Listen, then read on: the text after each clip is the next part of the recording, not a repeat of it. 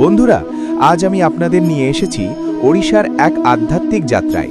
প্রথমেই দেখুন জলের মাঝে অবস্থিত এই অপূর্ব নরেন্দ্র সরোবর এবং এর শান্ত পরিবেশ। এরপর আমরা প্রবেশ করছি এই বিস্ময়কর প্রবেশপথ দিয়ে, যা আমাদের এক পৌরাণিক জগতে নিয়ে যাবে।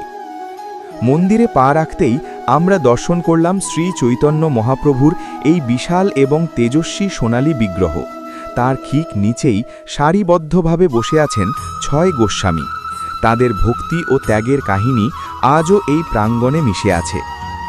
শুধু তাই নয়, এখানে ভগবান বুদ্ধের শান্ত প্রতিচ্ছবি আমাদের মনে প্রশান্তি এনে দেয়। আর ঠিক পাশেই সারিবদ্ধভাবে সাজানো এই পবিত্র শিবলিঙ্গগুলো দেখলে ভক্তিভরে মাথা নত হয়ে আসে। পৌরাণিক কাহিনীর জীবন্ত রূপ। একটু ভেতরে গেলেই দেখবেন পৌরাণিক দৃশ্যগুলো যেন জীবন্ত হয়ে উঠেছে।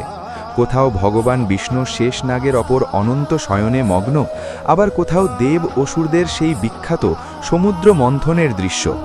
এমনকি শ্রীকৃষ্ণের সেই মধুর নৌকা বিহারের দৃশ্যটিও এখানে নিপুণভাবে ফুটিয়ে তোলা হয়েছে।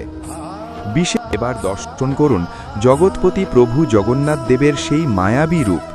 ভক্তির এই সাগরে আরও রয়েছে বীর হনুমানজির এক বিশাল মূর্তি। প্রতিটি কোণে ছড়িয়ে আছে হিন্দু ধর্মের মহান সব অবতারদের কাহিনী।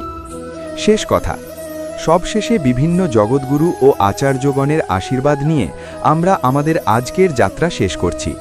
এই স্থানটি কেবল একটি মন্দির নয়, এটি ভক্তি আর ঐতিহ্যের এক মিলনস্থল। আপনাদের ভিডিওটি কেমন লাগলো